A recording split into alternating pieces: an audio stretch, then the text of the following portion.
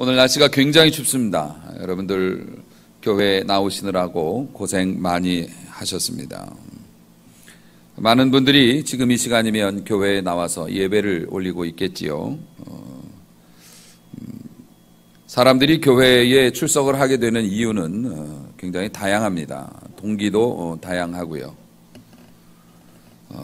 우리가 흔히들 교회에 다니시는 분들 중에서 보험신앙이라는 말을 하는 경우가 있어요.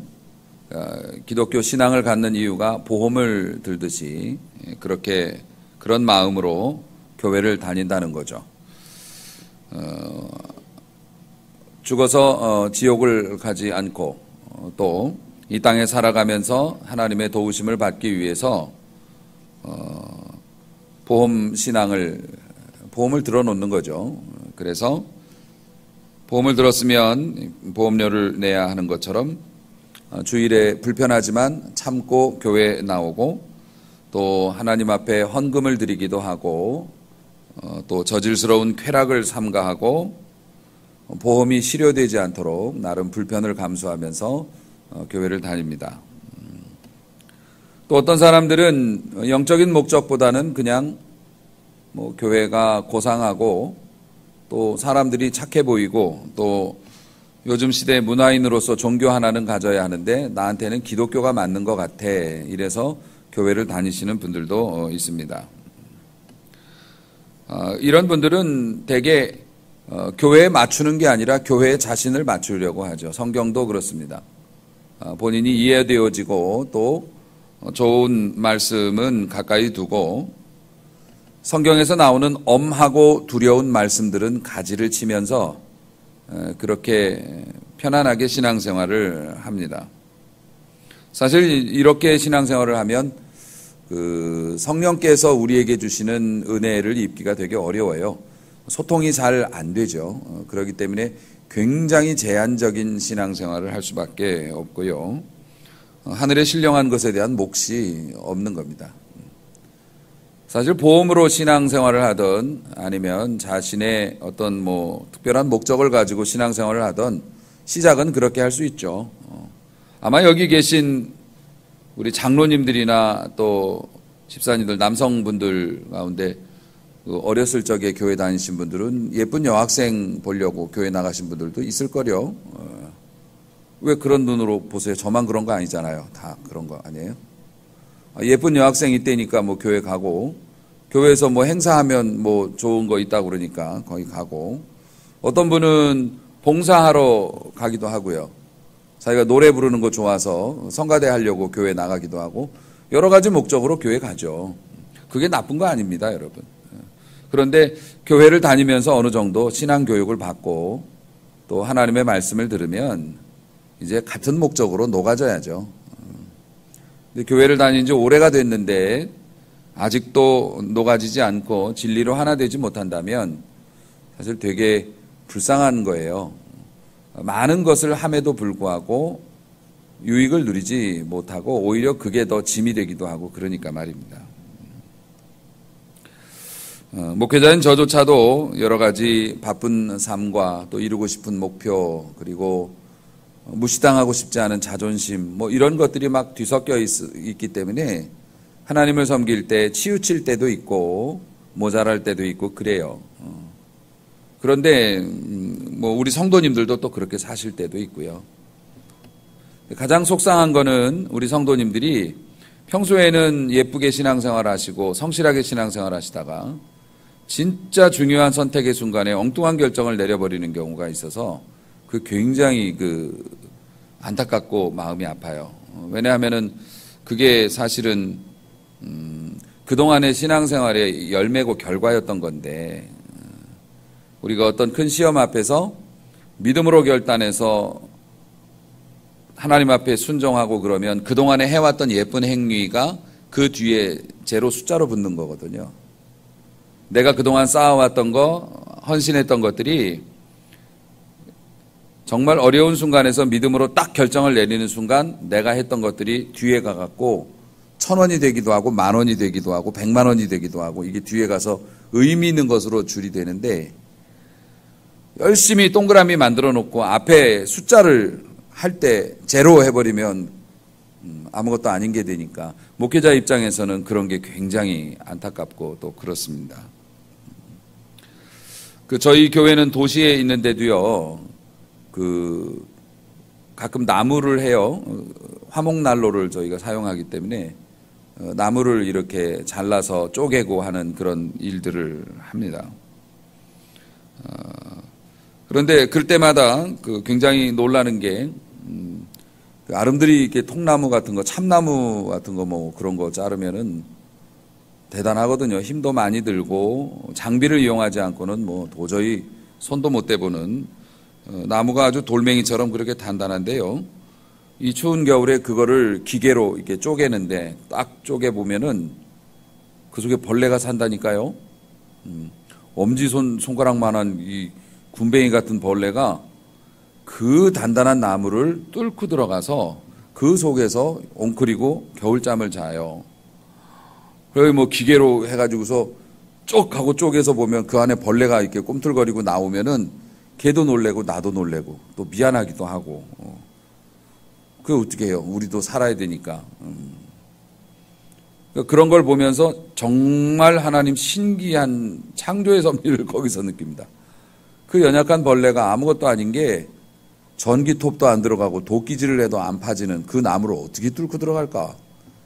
그렇게 뚫고 들어가려면 아무리 뭐 기술이 있어도 얼마나 또 애를 썼을까? 그런 생각을 하면서 참 대단하구나. 그 벌레도 몰랐고 저도 몰랐습니다. 제가 그렇게 할 때 그 속에 벌레가 있을지도 몰랐고 그 벌레도 자기가 그렇게 추운 겨울에 그냥 갑자기 드러날지는 몰랐겠죠.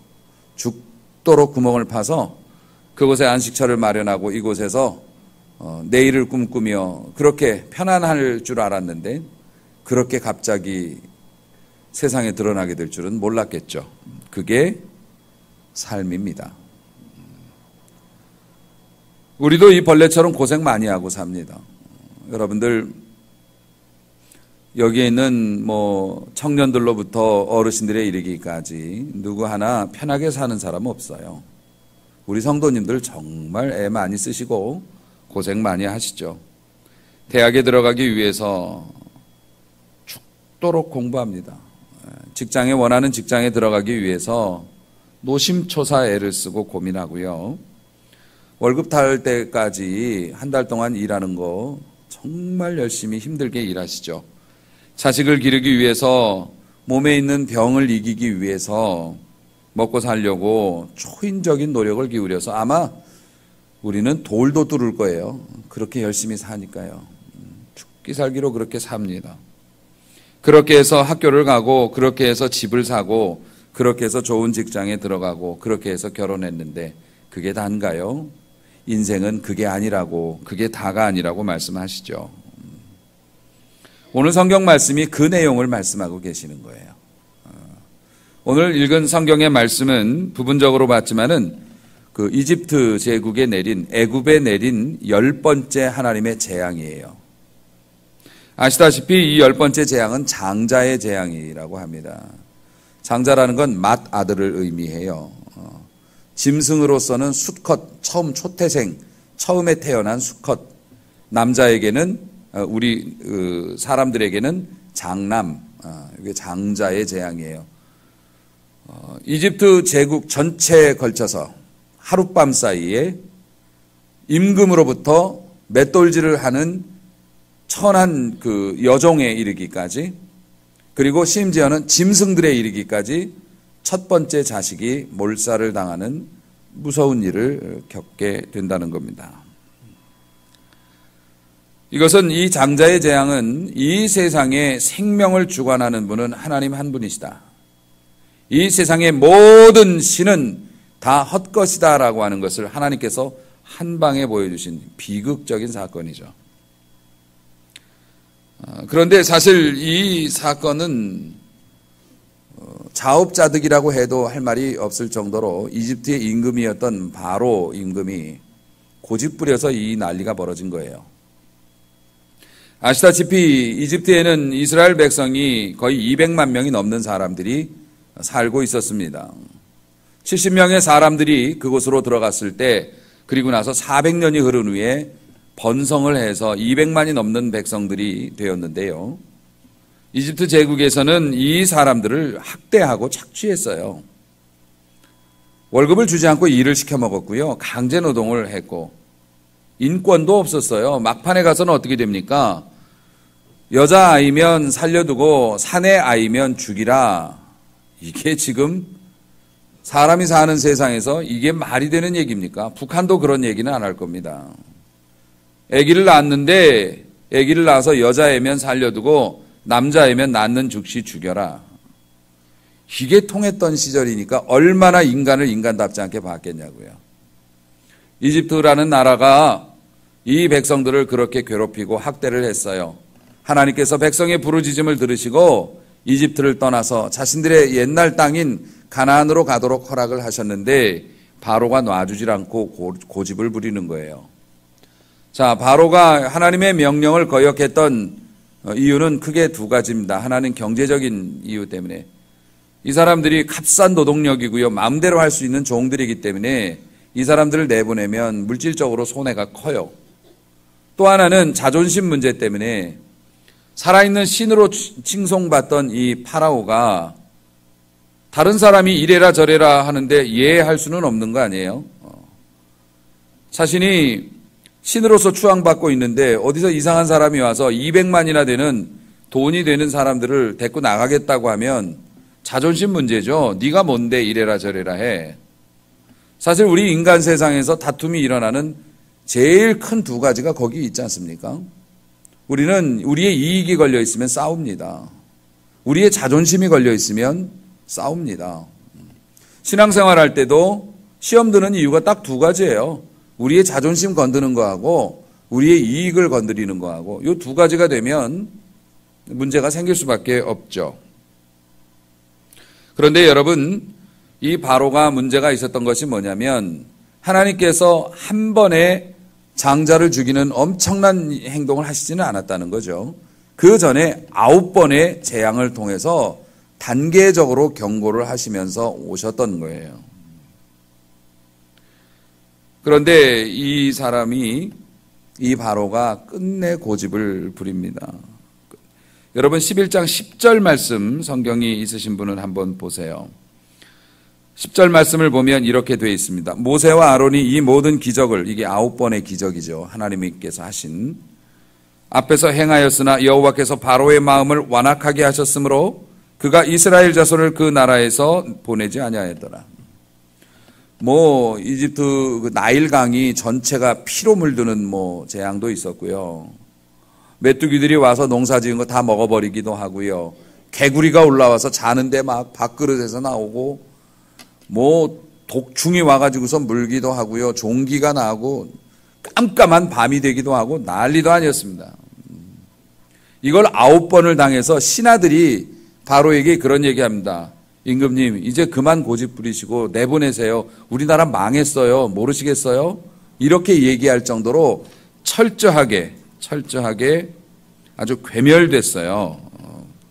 그런데도 이 사람이 고집을 부리는데 11절 말씀 다시 보니 하나님께서 바로의 마음을 완악하게 하셨대요. 강팍하게 하셨다는 거예요.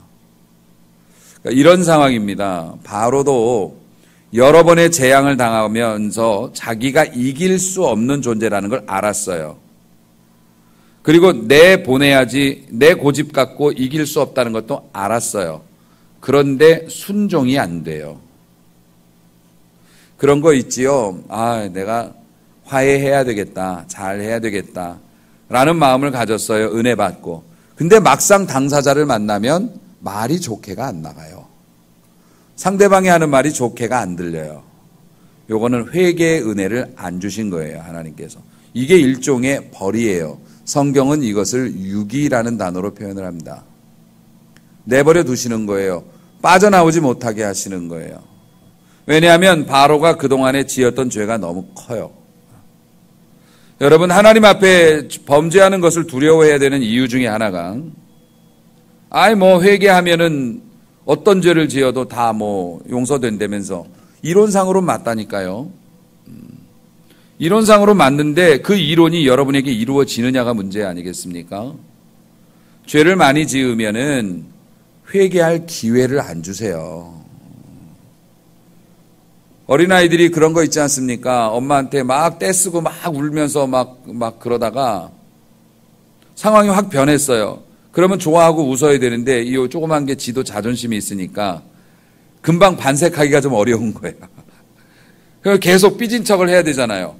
근데 식구들은 맛있는 거 먹고 있는데 나갈 수가 없는 거지. 그 타이밍을 놓치면 그렇게 되는 것처럼 바로도 그랬다고요. 근데 그 이유가 하나님께서 회개할 기회를 안 주시니까. 자기도 모세를 보기 전까지는 이번에 모세 오면 내가 미안하다고 데려가라고 말해야겠다. 그런데 모세만 오면 화가 나는 거예요. 그래서 나 못해.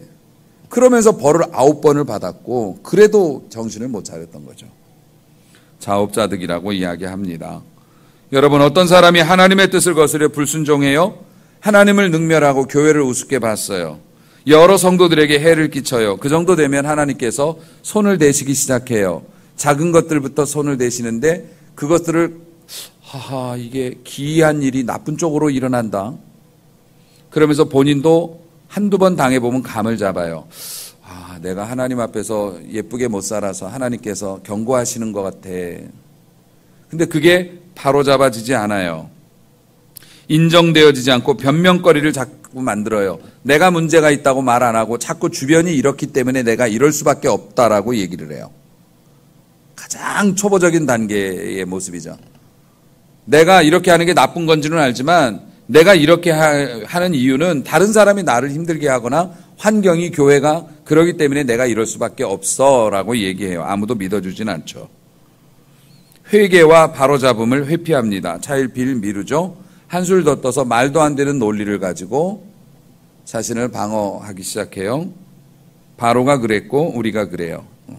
결국 이것으로 말미암아 10번째 재앙이 온 거예요.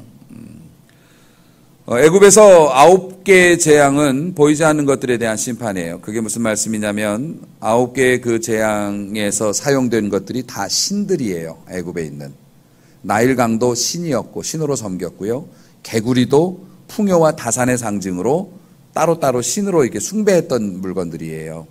다른 것들도 다 마찬가지예요. 그것들을 여지없이 박살을 내셨어요.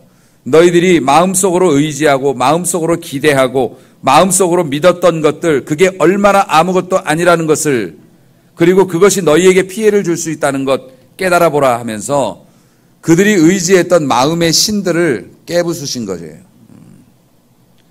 근데 애굽에서 이 10번째 재앙, 장자의 재앙은요, 장자의 재앙은 눈에 보이는 우상이에요. 눈에 보이는 우상. 눈에 보이는 우상이 뭔가요? 자식이에요. 자식. 특히 마다들은 당시의 사람들의 통념상 제일 가는 최고의 신은 바로고 두 번째 떠받드는 존재가 장남이었어요. 왜냐하면 자신의 삶을 후대까지 이을 수 있는 존재라고 봤기 때문에, 그래서 장남에게 재산의 대부분을 물려줬어요. 그리고 장남은 자신의 영광의 상징이요 기력의 시작이라고 그래서 짐승도 처음 태어난 것을 되게 귀중히 여겼고, 그러니까 살아있는 우상이었던 거예요. 지금 우리도 아이들을 그렇게 낳아서 그냥 쩔쩔매지 않습니까? 여러분, 자식에게 잘해주는 게 나쁜 건가요? 아니에요. 자식에게 잘하셔야 돼요. 여러분이 돈을 모으기 위해서 아끼고 저축하고 돈을 벌기 위해서 노력하고 막 하는 건 나쁜 건가요? 아니에요. 지극히 성경적이고 선한 것이에요. 여러분이 공부 많이 하고 여러분이 훌륭한 자리에 가려고 애쓰는 게 나쁜 거예요? 아니에요. 하나님이 그걸 원하십니다. 하지만 그것이 우상이 되게 해서는 안 돼요. 그것이 우상이다라고 하나님이 판단하시는 순간 하나님은 그것을 손을 대실 거예요. 그렇기 때문에 이건 돌려 말씀드릴 수가 없어요. 하나님께서 딱 보실 때 이거 우상같이 섬긴다 라고 생각이 되시면 그거 그냥 안 두시거든요. 아브라함에게 이삭을 요구하셨던 하나님의 뜻이 뭐였을까요? 자식을 이뻐하는 건 나도 이해를 하겠는데 얘가 정도가 좀 심하다. 이렇게 되면 나와의 관계가 어떻게 될지 시험을 해봐야겠군. 이렇게 된 거예요.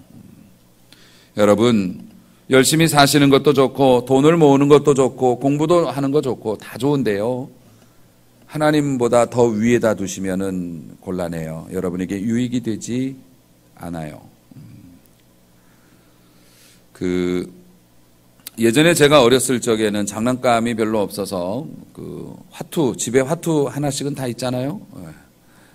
그 화투를 가지고서 집을 지었어요. 그거 해보셨나 모르겠어요. 그 화투로 이렇게 잘하면 이렇게 초가집도 지을 수 있고 더 잘하면 2층 집도 지을 수 있어요. 네모나게 이렇게 하고 위에다가 이렇게 슬라브 치고 그 위에다가 이렇게 잘 할 수 있어요. 안 되면 침을 발라가지고 하면은 좀 더 잘 붙어 있어요. 화투로 집을 짓는 게 얼마나 아슬아슬하고 재미있는 건데요. 어렸을 적엔 그걸 많이 했던 것 같아요. 막 이렇게. 그런데 그거 하면 뭐합니까? 우리 누나가 방에 들어오면서 문 쾅 닫으면 홀라당.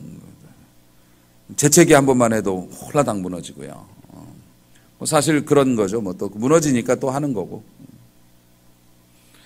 요즘에 지진의 소문이 많아서 우리나라도 지진이 일어나고 외국에서 일어나는 큰 지진이나 이런 걸 보면 왜 저는 그 생각이 나는지 모르겠어요. 옛날에 제가 화투로 집을 짓던 우리가 볼 때 그렇게 견고해 보이는 저 건물이 무슨 돈이 많아서 저렇게 큰 집을 지었을까?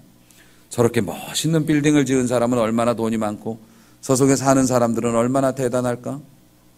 그런데 여러분, 하나님께서 한번 쿵 하고 흔들어 놓으시면 그러한 모든 것들이 아무 의미가 없어져요. 일본 대지진을 보십시오. 그들이 건설해 놓고 그들이 온갖 지혜를 다 바쳐서 만들어 놓고 자랑했던 모든 것들이 한순간에 폭삭하고 무너집니다. 그것이 어찌 건물만일까? 여러분이 그렇게 헬스클럽 다니고 그렇게 예뻐지려고 화장품 발라서 관리한 피부도 그렇게 여러분이 애지중지하던 자동차도 덜커덕 한번 하면 순식간에 변해지고 쓰러지고 없어지는 것이 인생인 것을. 그러니까 사랑하는 성도 여러분, 영원한 것은 하나님과 그의 말씀밖에는 없죠. 그의 나라밖에는 없어요. 여러분 가꾸시는 것도 좋고 모으시는 것도 좋지만 하나님께서 근심하실 만큼 그것을 넘어서서 하는 것은 지혜롭지 못한 일이라는 겁니다. 그래서 우리 주님께서 너희의 목숨을 위하여 무엇을 먹을까 무엇을 마실까 몸을 위하여서 무엇을 입을까 염려하지 말라. 이것은 이방인들 하나님 모르는 사람들이나 거기다 목숨 거는 거지. 마지막 선택은 하나님이어야 할 줄로 믿습니다. 사랑하는 성도 여러분, 염려는 당연히 있겠지만 염려 때문에 하나님을 실망시키는 결론이나 결정, 행동을 하지 말라는 말씀인데요. 왜냐하면 아버지께서 우리의 필요를 아시고 다 채워주실 것이기 때문에 너 그렇게까지 안 해도 돼. 열심히 사는 건 좋은데 하나님까지 제끼면서 하나님까지 무시하면서 그렇게 하지 마. 우리 자녀들의 안전을 지켜주시고 우리의 삶의 균형을 맞춰주시고 이거 다 하나님이 하시는 일인데 그 안에서 열심히 하는 건 좋은데 선을 넘어가는 일은 곤란한 것이죠. 왜냐하면 그곳에는 선을 넘어오는 자들을 노리고 있는 사단의 그 발톱이 있기 때문에 그렇습니다. 여러분, 하나님께서는 애굽에다 그 벌을 내리시는데 또 아주 기이한 일들을 행하셨어요. 이 보면 실제로 이 일이 이루어졌는데요. 애굽 땅에서 처음 난 것들이 죽고 애굽 땅에서 전무후무, 그러니까 앞에도 없었고 이후에도 없을 통곡 소리가 뒤덮을 텐데, 그런데 이스라엘 백성들이 사는 곳에는요, 7절 말씀, 이스라엘 자손에게는 사람에게나 짐승에게나 개 한 마리도 혀를 움직이지 못한다 그래요. 하나님께서 이스라엘 백성들을 지켜주시고 죽음의 사자가 와서 온 땅을 뒤덮어 통곡 소리가 그 애굽을 막 뒤집는데도요, 개가 짖지를 못해. 하나님께서 그만한 평안을 주신다는 거예요. 개도 감히 짖지를 않아. 그 난리가 났는데도요, 하나님의 그 선택받고 사랑받은 백성들은 그 가운데서 그런 식의 완벽한 보호를 받는 거예요. 그런데 이스라엘 백성들이 그 완벽한 보호를 받은 대가가 뭡니까? 출생이 아니었어요.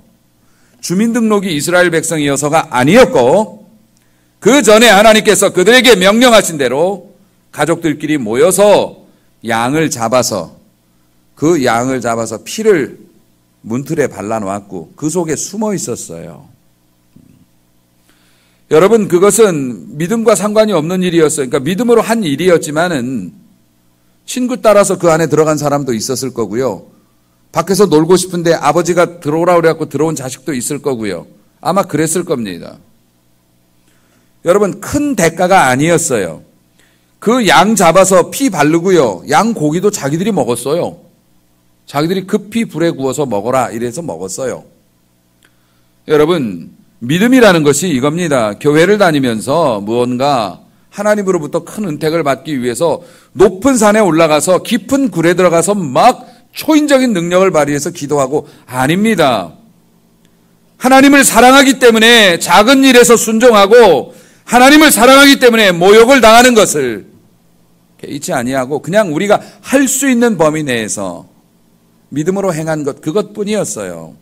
그런데도 하나님의 보호하심은 얼마나 완벽하고 강력했는지 모든 사람들이 통곡하는 그 속에서도 개가 짖지도 않을 정도로 평안함을 주셨다는 거예요. 오늘도 그 역사가 있는 줄로 믿으시기 바랍니다. 하나님께서 그래서 답답하다 말씀하시는 거예요. 내가 너희더러 별을 따라더냐 달을 따오라더냐. 그저 오늘 들려지는 말씀 앞에서 한 걸음 한 걸음 좀 예쁘게 살고 기왕이면 나를 의식하고 내가 그어놓은 선을 넘지 않았으면 좋겠고 내가 너희들에게 금지한 것들이 있지만은 그 안에는 우리가 원하고 우리에게 필요한 모든 것이 다 들어있는데 욕심을 부리지 않고 하나님의 말씀의 선 안에서 살면 이 보호를 받을 텐데 말이죠. 여러분, 가끔 우리가 내 자식 내 맘대로라는 말을 하기도 하고 듣기도 하고 그럽니다. 내 자식 내 맘대로라는 말은 사실 우리가 써서는 안 되는 말이에요. 우리는 이제 이런 근거가 있어요. 아니, 내가 결혼했고, 내가 결혼해서 내 속으로 낳았고, 내가 10달 동안 배에다 품었고, 내가 벌어서 내가 먹였고, 이렇게 키웠으니까 내 자식이고 내 맘대로 할 수 있다고. 근데 믿는 사람은 그렇게 안 해요.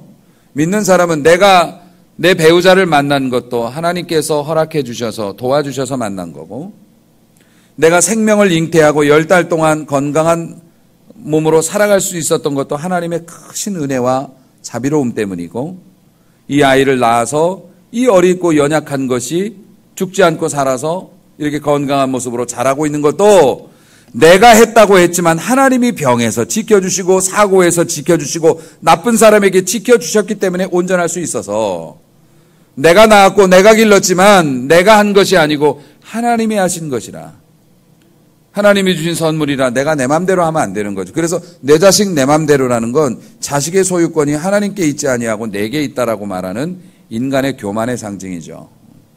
그런 부모 밑에서 좋은 자식이 나올 리가 없어요. 부모가 내 자식 내 맘대로 한다고 해서 마음대로 휘둘러대면 거기서 어떻게 좋은 자식이 나옵니까? 여러분이 금요일에도 말씀드렸지만 우리 교회의 교인 되신 분들은 엄마 아빠가 다녀서 되신 분들도 있지만 대개는 이 교회 저 교회 다 알아보시고 우리 교회에 오셔서 등록카드 쓰신 분들이에요. 교회를 알아보기 위해서 여기저기 다니는 건 죄가 아니에요. 지혜죠. 그리고 교회는 다 특색들이 있고 상황이 다르기 때문에 나에게 맞는 교회가 있어요. 하나님의 말씀이 유독 은혜가 되는 교회가 있고요. 근데 우리 교회는 여러분의 마음에 100% 맞을까? 천만의 말씀. 등록을 하고 나면 와, 이건 몰랐네.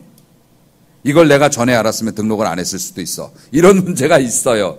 그런데 그때는 그게 안 보였어요. 여러분의 배우자를 선택할 때 약점이 눈에 보이지 않았던 것처럼.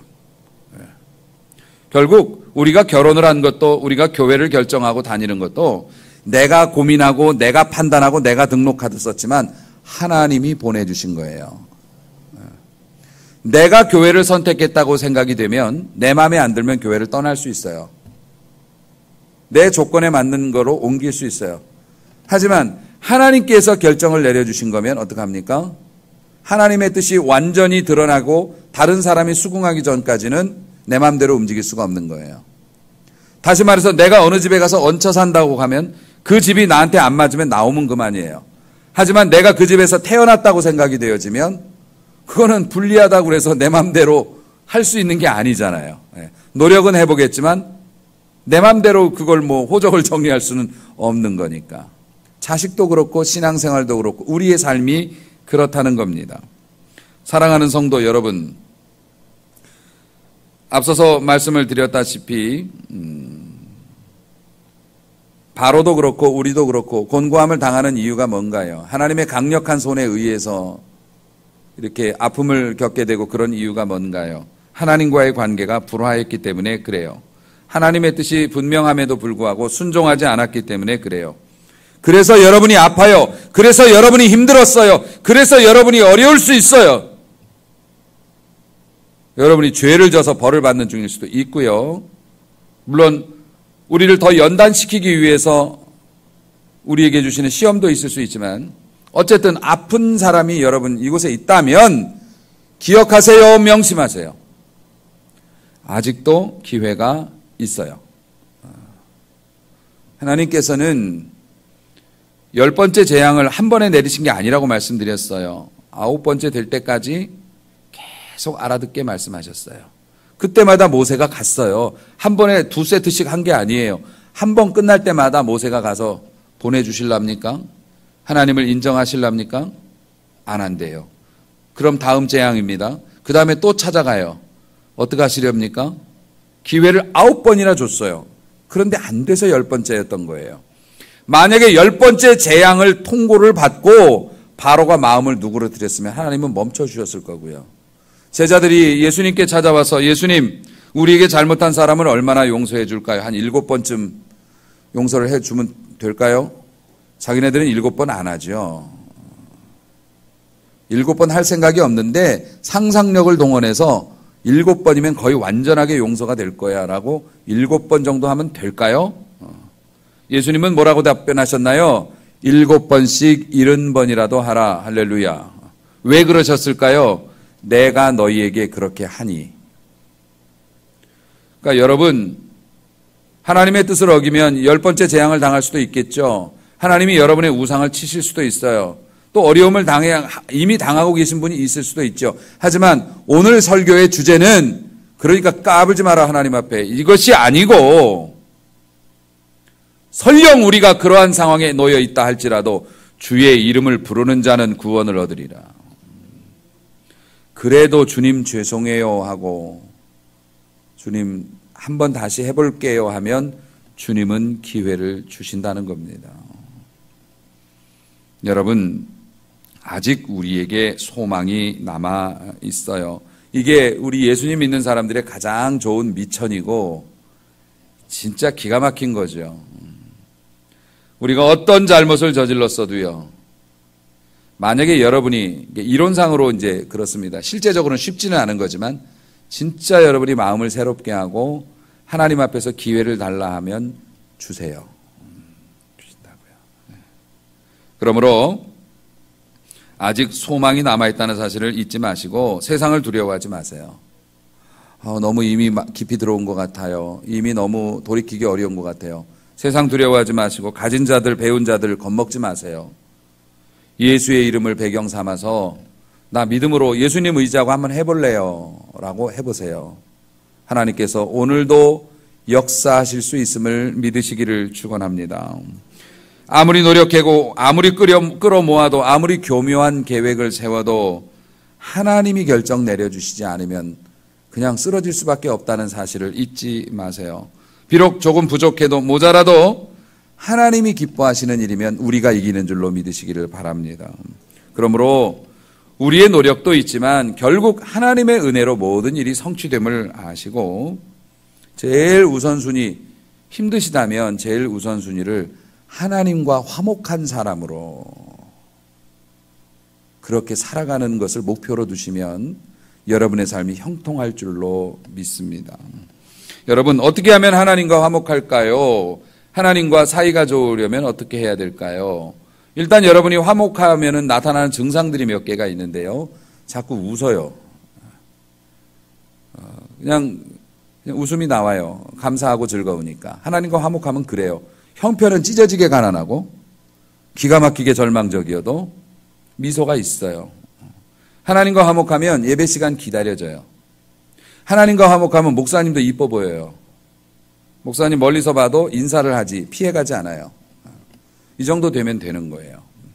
여러분이 어떤 상황이든지 간에 하나님과 화목하면 소망이 있음을 믿고, 그럼 하나님께 화목하는 길은 뭔가요? 예배 빠지지 않는 거요? 아니요. 예배 한 번도 안 빠지면서 인상 쓰고 사람 괴롭히는 사람도 있어요. 여러분이 형편 때문에 예배를 온전히 100% 다 못 나올 수 있어도 딱 이거예요. 하나님께서 싫어하시는 것이다 생각하면 손을 띄세요. 그게 뭐든지. 하나님께서 기뻐하시는데 내 형편이 안 된다 해도 흉내라도 내세요. 효도하고 순종은 흉내만 내도 복을 받아요. 그렇게 되면 마음의 문이 열리고 그 속으로 빛이 들어와요. 빛이 들어오면 그 다음에 내가 뭘 해야 될지가 보여요. 그러니까 여러분, 하나님과 화목하게 되는 것은 모르는 거는 책임 안 물으세요. 하지만 깨달았다면, 느껴진다면 하나님이 원하시는 일을 하세요. 하나님이 싫어하시는 일을 중단하세요. 여러분의 삶에 이것이 있으면 은혜가 여러분의 삶으로 들어오고 그 은혜가 여러분을 축복으로 이끌고 웃게 만들어 주실 줄로 믿습니다. 이러한 것을 다 경험해서 행복하게 여러분이 사셨으면 좋겠고, 풍성한 삶을 누려서 하나님께 영광을 돌리고 그것을 바라보는 이 종에게도 기쁨이 되는 자랑거리가 되는 우리 성도님들로 살아가실 수 있기를 주님의 이름으로 축원합니다.